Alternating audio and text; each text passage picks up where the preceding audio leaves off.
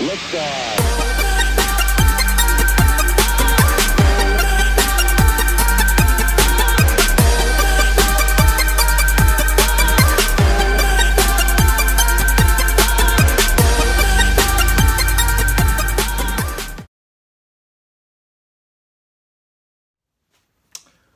Welcome back. Hi. Vortex Part 2. So, this is our second episode. Raheem picked this one. Jared picked the last one. It's the same movie, but we're doing another scene. And this one is the spear scene. Ooh. So I will say in this part, this is the part that I chosen, where I really felt like, wow, really? Like, wow, really? This is your doomsday?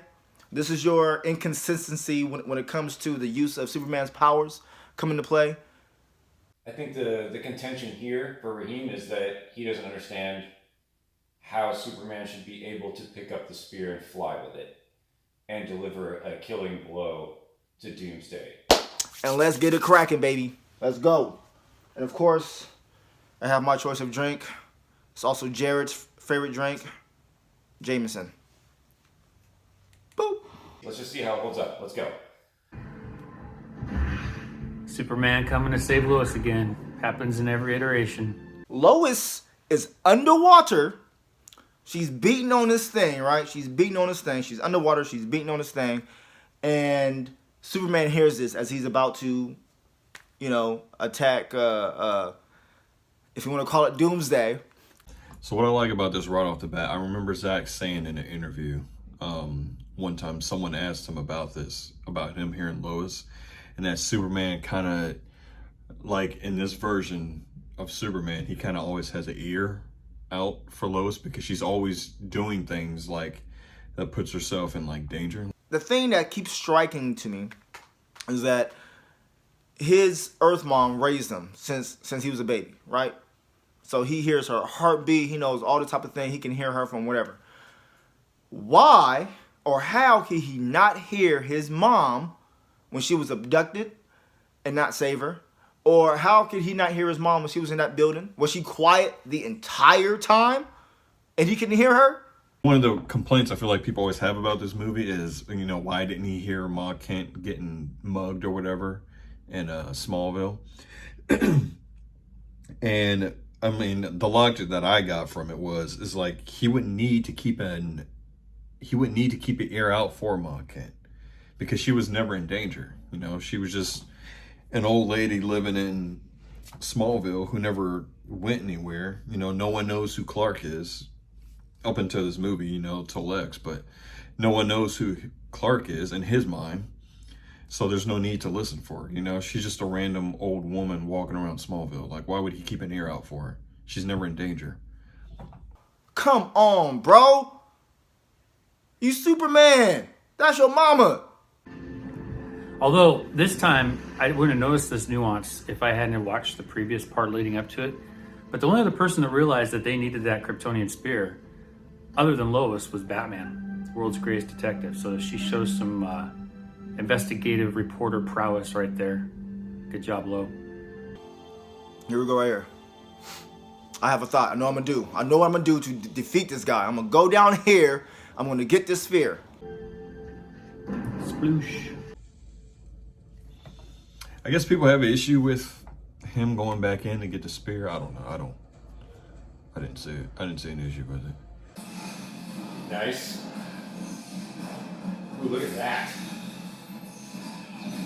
Oh, look, he eats it. Okay, that's cool.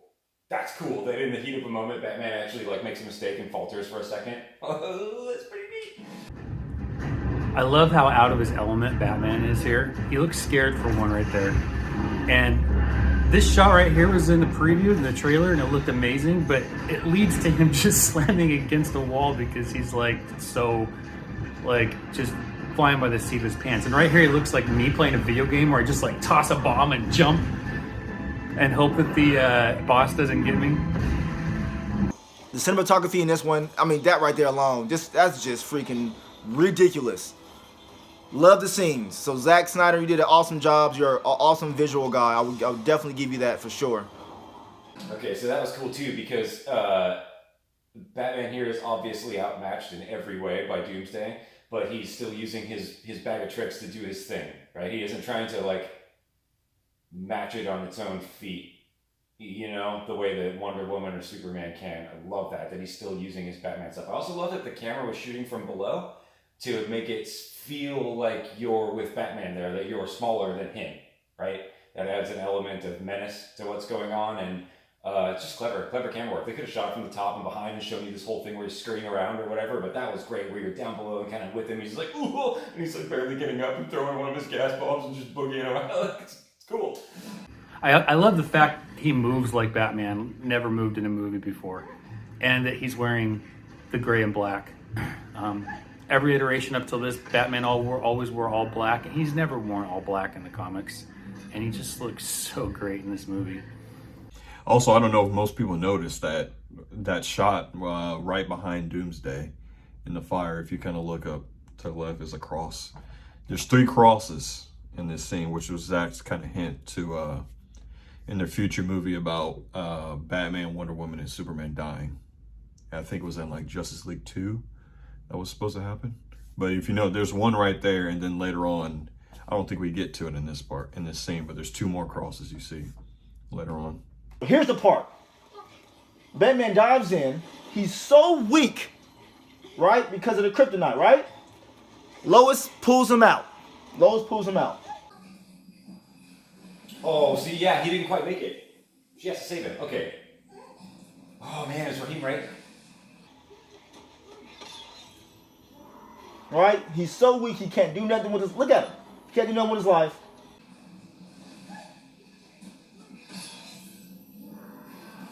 Yeah, look, he couldn't even swim up to the top of that. Oh man, you might have a good point here. And then she tosses that, and then looks... This is what happens when you get kryptonite further away from him. He gets up. So, what's about to happen is beyond convenient, beyond... I can't even tell you. I can't even tell you, man. But it's so inconsistent. It's ridiculous. Nice little moment of tenderness there. They both saved each other, one after the other. That's gotta be nice, right? Oh! He just totally punched her out of the air. Listen for the goat sound coming up here. Right? It's so weird. God, Wonder Woman is so savage in this movie, man. I love Warrior Wonder Woman with a sword and a shield, man. I love it. Oh, this she's a beast. Wonder Woman is a beast. Oh, I love that. She's just having fun. Is she more powerful than Superman? Gal Gadot, amazing choice. Nobody liked the pick at first. They thought she was too skinny. They thought she wasn't tall enough. They thought she wasn't a good enough actress. But look at that. She's fierce.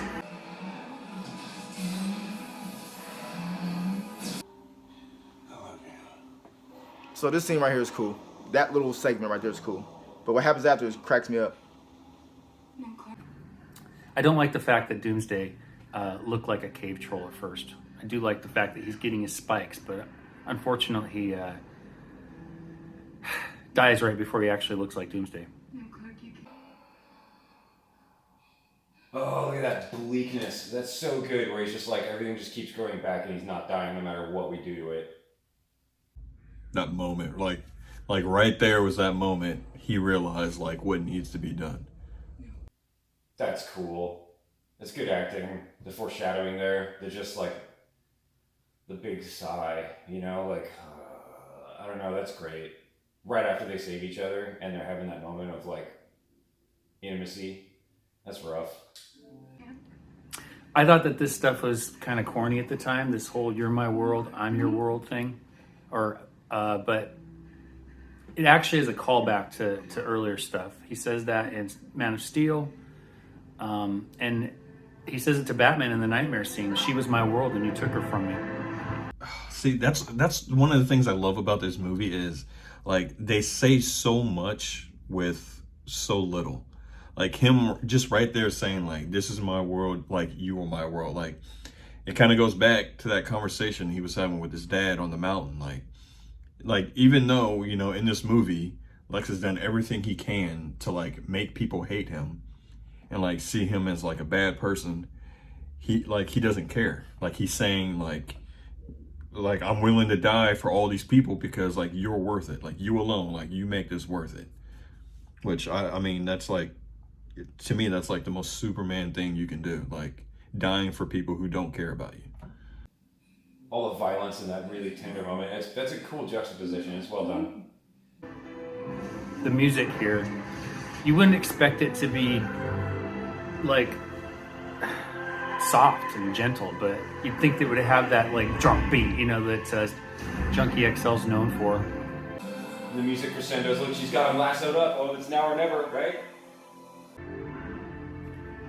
I love that it took the whole Trinity to take down Doomsday here. It wasn't just Superman. Oh, and there's the last slug, right, from Batman, right? That's what he said. He had one shot left earlier. Look at that. It's the 1-2 free punch, right? They're setting it up. Oh, this is great. So, okay. So I already know what Raheem is going to say. I already know what he is going to say. You mean to tell me how is he gaining strength when he's around kryptonite? Like, you mean to tell me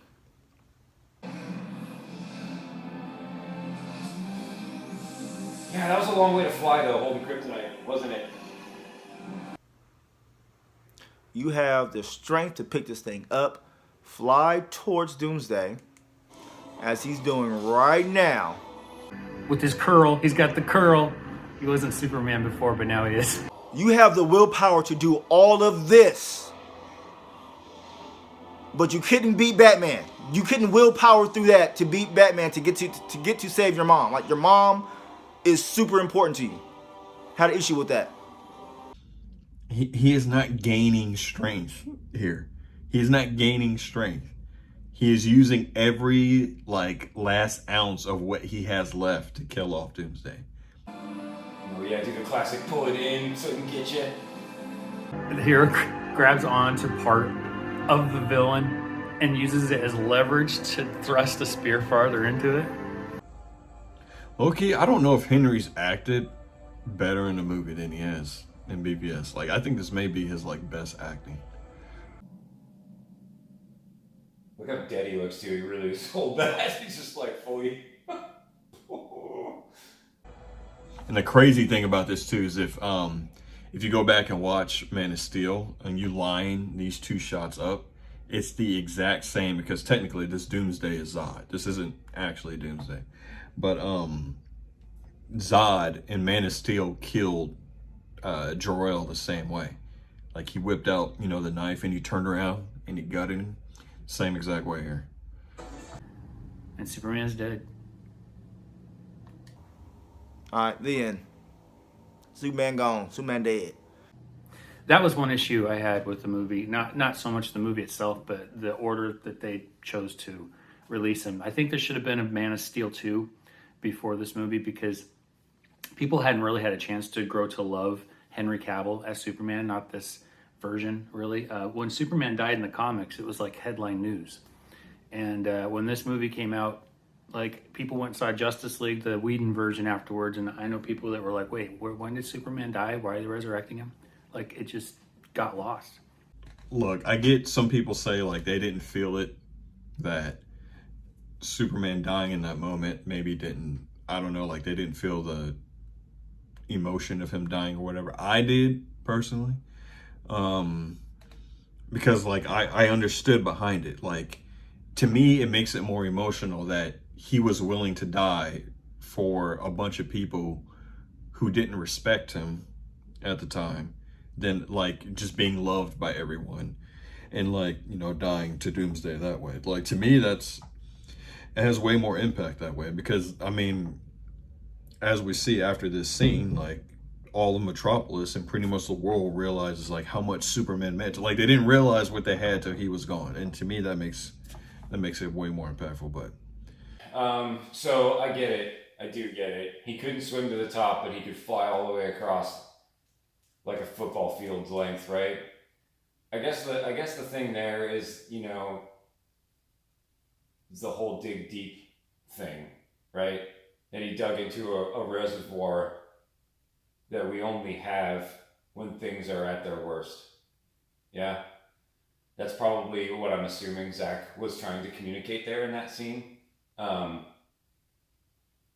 he got the reinforcement emotionally from Lois right before that really sweet moment. I don't even think it's a thing. It happens all the time in Hollywood movies. It's a common trope. It's the last second wind. It's the digging deep. It's the Hail Mary. You find something worth fighting for and it gives you that extra oomph. And he just found what it was worth fighting for, his world and Lois. Man, I'm on the fence though. God, it was pretty far. Oh man, I don't know. I'm interested to see what the other guys think about this. If he couldn't do this, would we call him Superman? I mean, he's Superman. Plain and simple. You know, it is what it is with this film. This is why I gave it 2 thumbs down, though. There was too many inconsistencies when it came to this film. For me, it kills me every single time. It just kills me. It just kills me. I know. David Avery is probably gonna come at me hard, but I'm telling you right now, I don't care what anybody say. That is not Doomsday. We had arguments about you saying how this is not supposed to be. This wasn't Doomsday, and it turned out that this is Doomsday. And like, what do you got to say about that? Trash, bro. Trash. What is this? Huh? I'm actually glad he picked this thing. It's a great scene. That's my take on 4 takes. Weezer!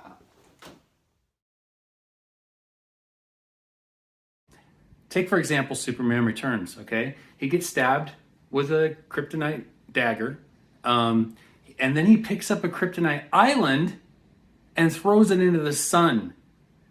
This is a stick.